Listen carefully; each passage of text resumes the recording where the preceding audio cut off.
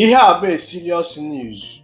Gị nwa bụ commentator nọ na social media ma ọ bụ onye nọ na social media na-ekwu okwu, ị na-akọmentị akọmentị na ị na-ekwu ekwu n'idele ịnụ maka ndị ụta. Do you understand me? Ọ bụ na ị na-anya na video market, ị ga-afụ headline ise from Vanguard News ebe o dere ebe a sị that na Peter Obi vs Deji. Don't post everything in your mind. Shehu Sani advises the youth. Do you understand me? Now, we can go to the before we continue eventually. Former Kaduna Central Senator Shehu Sani has advised young Nigerians on social media to exercise caution in their online expressions, warning that careless posts could lead to costly legal battles. Do you understand me? Now, if this Sani Shehu Sani ji wee kwu ife okwu, ihe o ji wee kwu ihe okwu because of these two individuals in a video ma Peter Obi and Deji.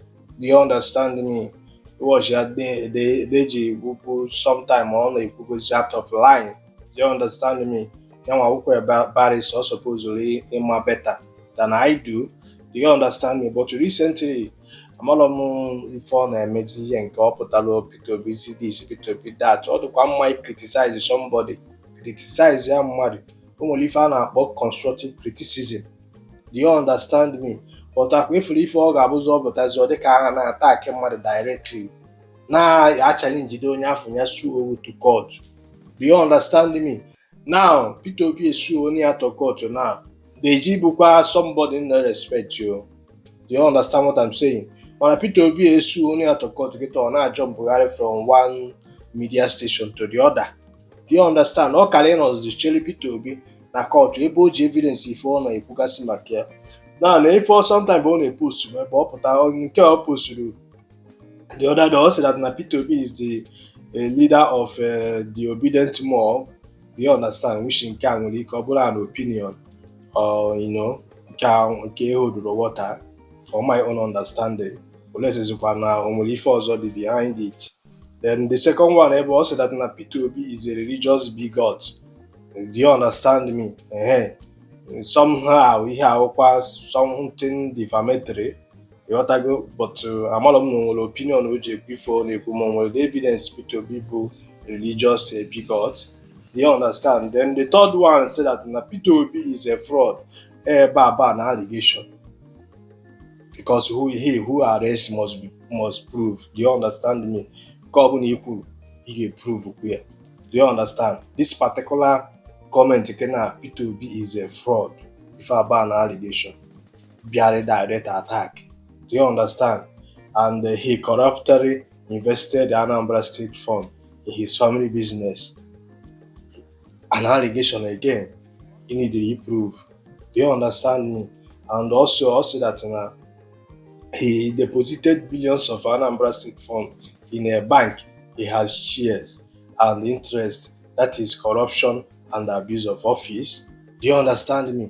And also that I dare him to sue him. Or I sue him. Do you understand what I'm saying? So one negative to eventually my mom will give one of my comment section. Each comment Maluku di fi I think you get all the kafa. It goes on things into law concerning cyber abuse or cyber crime. So which get the if you're not comment, comment here. Do you understand me? Only in a screenshot to report to a police with the picture. A chobage will prosecute you watch a many of that phone already. Now cut off point. You found a G move on social media and above. Get off your fake account. But to need the fake account doesn't mean that na actually track again. I track again on a social media. All madam app in a more operate your phone number key register. So you check the pan if key activities again on social media. Like you put in a accuse money directly. Since it's your phone on social media, but we're going to go in on money and upon a call.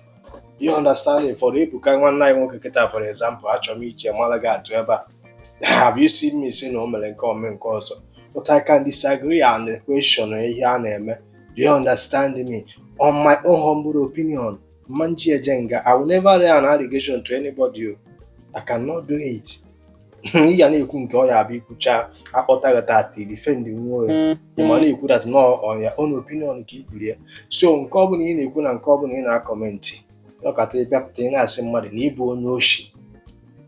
If you understand me, iji prove na onye ahụ bụ onye oshi na ịbụ ogbu mmadụ, iji prove na onye ahụ ị na-agwa na ọ bụ onye ogbu mmadụ na ijiri prove na ị mere nke a mee nke ọzọ iji evidence.